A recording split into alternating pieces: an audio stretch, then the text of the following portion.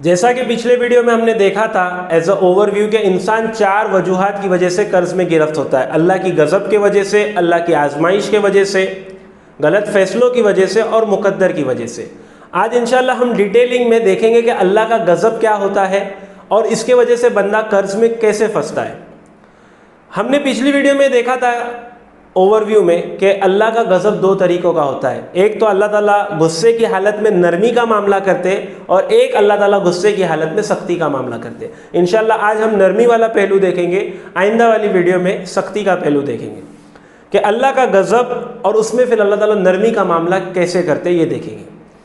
इंशाल्लाह कुरान की एक आयत में पेश करता हूँ, फ़अख़ज़नाहुम बिलबअसाइ वद्दर्राइ लअल्लहुम यतदर्रऊन कि अल्लाह ताला फरमाते, जिसका मफ़हूम और ख़ुलासा है कि फिर हमने इनको तकलीफ़ों और सख्तियों में डाल दिया ताकि ये आजिज़ी वाला रवैया इख्तियार करें। कौन कह रहा है? अल्लाह ताला खुद कह रहे हैं कि हमने फिर इन्हें सख्तियों में और तकलीफ़ों में डाल दिया ताकि ये लौट आए आजिज़ी की तरफ, अच्छे रवैये की तरफ, ये हम्बल बने। और एक वाक़या मैं पेश करूँगा और इस जैसे वाक़यात आपने रोज़मर्रा की आपकी ज़िंदगी में देखे होंगे, आपके रिश्तेदारों में देखे होंगे, आपके अड़ोस पड़ोस में, आपके मोहल्ले में या खुद आपके घर में भी आपने देखे होंगे।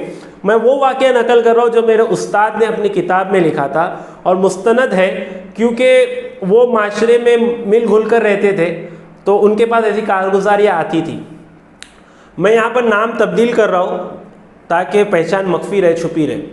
आबिदा नाम की एक खातून थी जो अपने शौहर और अपने ससुरे के साथ रहा करती थी।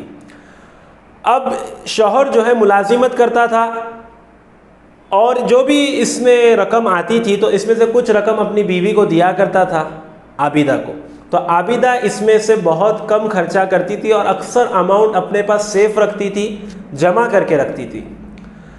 अब कुछ ना कुछ घरेलू मसले की वजह से ऐसी पेशकश आई आबिदा की तरफ से कि आज से मैं तुम्हारे वालिद का ख्याल नहीं रखूँगी, आपको आपके वालिद का ख्याल खुद रखना होगा। ये तनाव में उसने कहा, गुस्से में थी। और जब इसके रिश्तेदार आए तो इसने अपनी शौहर की बहुत ज़्यादा उसके सामने बुराई की, अपने शौहर की। हालांकि उसका शौहर नेक था, लेकिन ससुरे का गुस्सा उसने शौहर पे निकाली और उसकी बुराई अपने रिश्तेदारों के सामने की। लेकिन शौहर ने उस वक्त कुछ रिएक्ट नहीं किया, बल्कि अपने मुलाजिमत के औकात को कम कर दिया और ज़्यादा वक्त अपनी बाप की खिदमत में दिया। क्योंकि शरीयत के रूह से भी देखा जाए तो ये बहू पर कोई फ़र्ज़ ना वाजिब नहीं है कि अपने शौहर की खिदमत करे। अगर वो करे तो वो उसके अखलाक है, ना करे तो उस पर कोई गुनाह नहीं है, ना कोई उसको कह सकता है कि तू कर। अब हुआ यूँ कि आबिदा का शौहर ही उसके वालिद की पूरी जो है देखभाल करने लगा। आबिदा इससे बरी ज़िम्मा हो गई।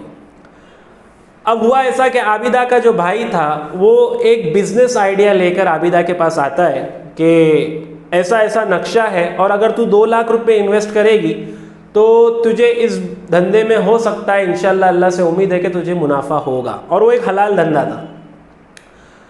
आबिदा के पास उस वक्त सिर्फ 1 लाख रुपए थे और वो 1 लाख रुपए भी उसने बड़ी मेहनत से जोड़ जोड़ के, जो उसका शौहर उसको खर्चे को देता था तो वो खर्चा कम से कम करती थी और पैसे बचाती थी।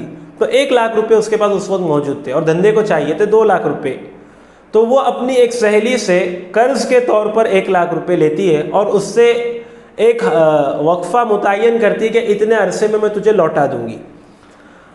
अब होता ये कि 2 लाख रुपए, 1 लाख खुद के, 1 लाख सहेली के, वो लाकर उसके भाई को देती है। उसका भाई उसे इन्वेस्ट करता है, धंधे में लगाता है। अब बजाय इसके कि धंधा मुनाफे में तब्दील होता, रोज़ाना उसमें लॉसेस आते गए और यहाँ तक कि वो जो 2 लाख रुपए उसने लगाई थी वो सब के सब ठस हो जाते, ख़त्म हो जाते।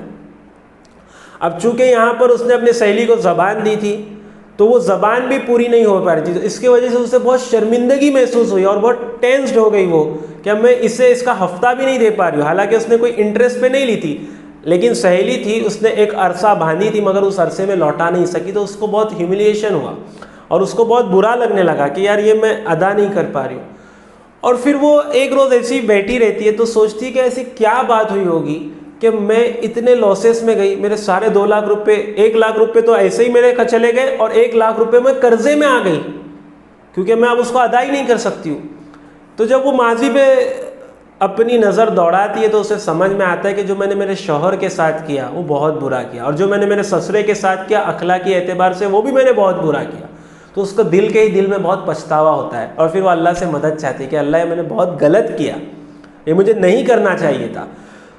तो वो रुजू करती है और अल्लाह को पुकारती है, लेकिन अब तक शौहर और ससुरे से माफ़ी नहीं मांगती है। लेकिन क्या करती है कि अपने आप में सुधार पैदा करती है, शौहर की खिदमत में भी लग जाती है, उससे अच्छी बातें करने में लग जाती है, ससुरे की भी खिदमत फिर से शुरू कर देती है और अल्लाह से रोज़ाना दुआ करती है कि अल्लाह हो सकता है ये मेरे गुनाहों की वजह से मैं इस कर्ज़ में आई होगी। तो अल्लाह ताला उसकी दुआ सुनते हैं और 2 या 3 साल के अंदर उसका कर्ज़ अदा होता है, क्योंकि 1 लाख रुपये औरत के लिए जमा करना बहुत मुश्किल काम है।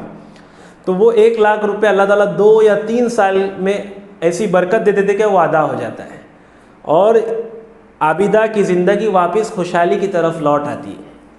तो हम भी देखें, ऐसे वाक़यात आपने कई देखे होंगे कि हम कता रहमी करते, भाई भाई से नहीं मिलता है, भाई भाई से नहीं मिलता है, भाई बहनों को हक नहीं देता है, बहनों से उनके दिल दुखाते रहता है, उनकी बुराइयां करते रहता है, ना चाचा की भतीजे से जमती है, ना मामा की भांजे से जम रही है, हर तरफ जो है तनाव ही तनाव, कता रहमी कर रहे हैं। और इस कता रहमी की वजह से कहीं ना कहीं हम कर्ज में गिरफ्त हो रहे हैं।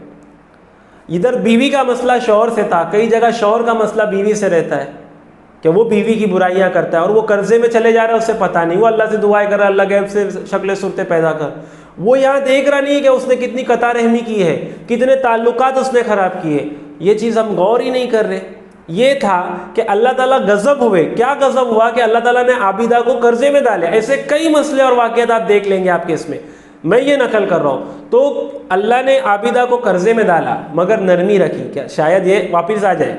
और फिर आबिदा को एहसास हुआ कि ये मैंने मेरे गुनाहों की वजह से क्या हुआ कि मुझ पर तकलीफ़ और सख्ती आई। क्या गुनाह की कि शौहर के अल्लाह के नबी सल्लल्लाहु अलैहि वसल्लम ने फरमाया कि अगर इंसानों को सजदा करने, जिसका मफ़हूम और खुलासा है कि होता, तो मैं औरतों को कहता कि अपने जो है हस्बैंड्स को सजदा करें। तो सोचे उसकी बुराई की उससे एहसास हो गया।